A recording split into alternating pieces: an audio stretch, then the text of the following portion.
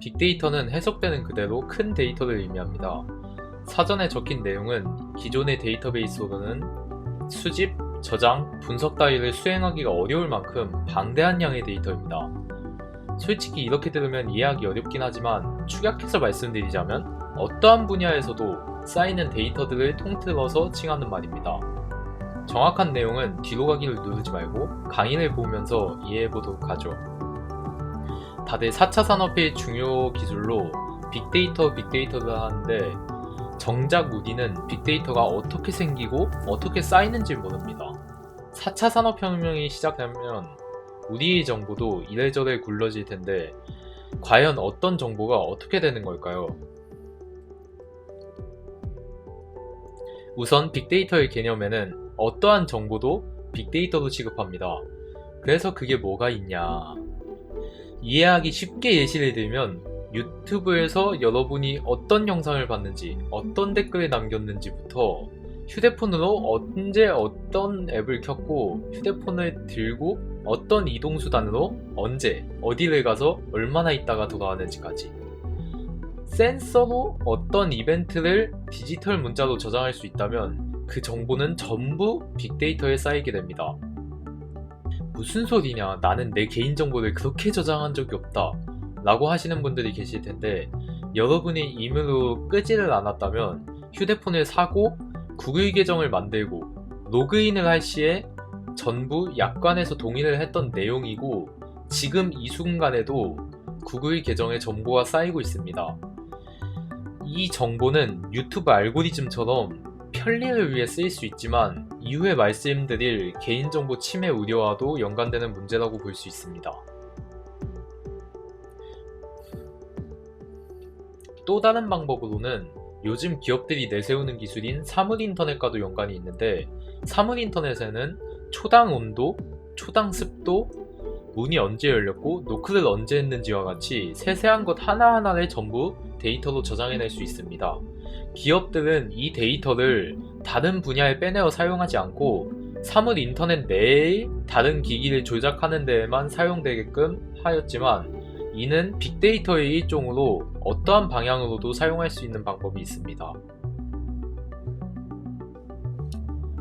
이렇게 해서 쌓인 정보가 고작 유튜브 알고리즘에만 쓰일 거면 왜 개인정보를 모으는 거냐 싶겠지만, 빅데이터의 가능성은 의외로 무궁무진합니다. 인공지능의 기술 중 하나인 머신러닝은 데이터를 분석하고 학습하며 판단 및 예측을 하는 기술인데, 그 기술은 빅데이터를 먹이로써 작동하게 됩니다.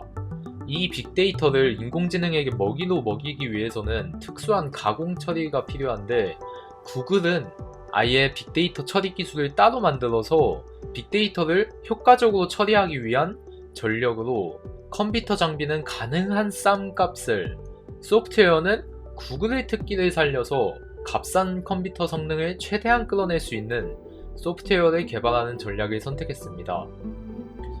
이 과정을 통해 태어난 빅데이터 처리 기술이 분산 파일 시스템과 맨리듀스라는 기술이 됩니다.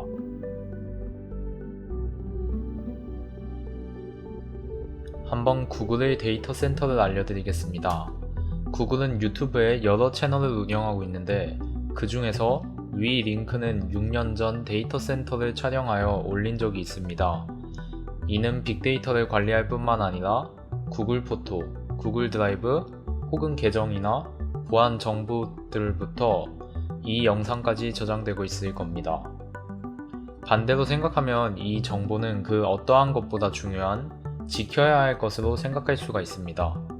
이는 당연한 것으로 또 다른 링크를 통해 영상을 들어가 보면 해당 데이터 센터에 대한 보안이 설명되어 있습니다. 이는 6가지 보안으로 평범한 기업에서도 사용하는 보안이 있기도 합니다.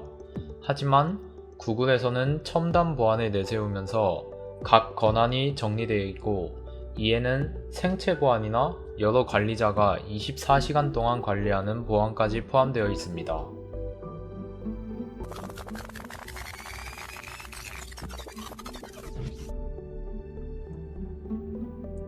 빅데이터를 이용해서 우리는 주로 미래를 예측한다?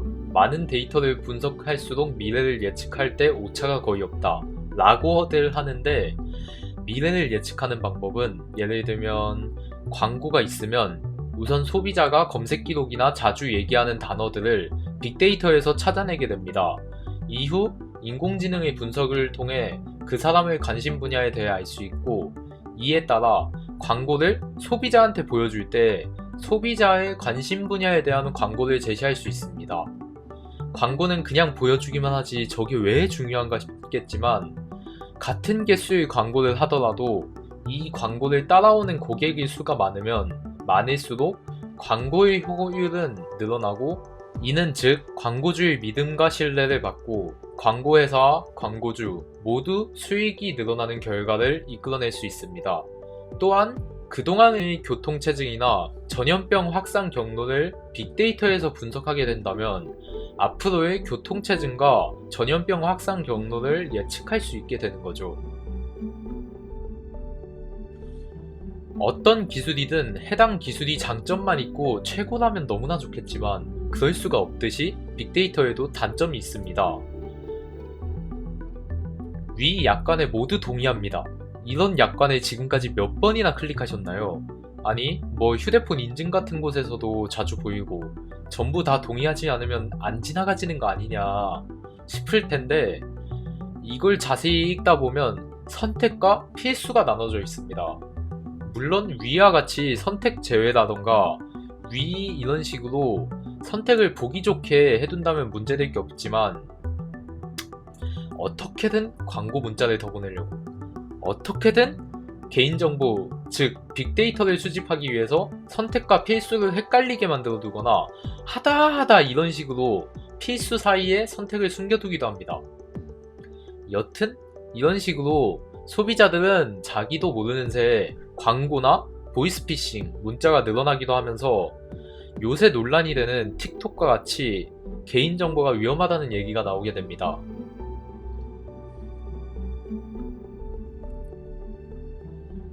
만약 빅데이터를 통해서 인공지능을 만들려고 하는데 정확한 정보가 없거나 분석이 잘못되면 한쪽의 데이터로만 결과값을 예측하여 잘못된 추천을 할 수도 있습니다.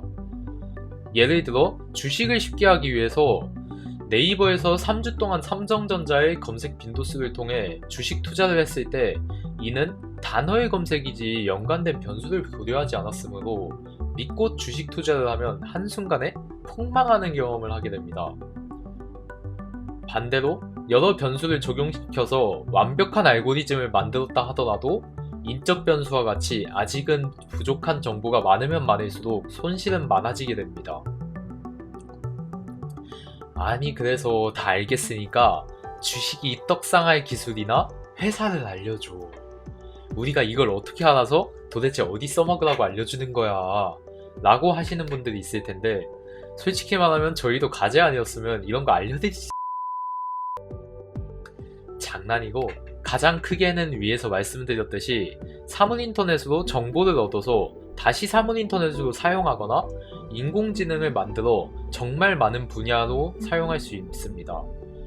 인공지능 관련해서는 또 다른 영상에서 설명을 해줄 거고, 저희도 어떤 기술이 성장하고 회사가 크지 않았으면 주식이나 하고 있을 거고 그거는 아무것도 모릅니다. 하지만 빅데이터가 바른 방향으로 성장하면 사물인터넷과 인공지능이 성장하고 이를 통해 사람들이 생각하는 유비쿼터스라는 환경에 더욱 가까워질 수 있게 되는 겁니다.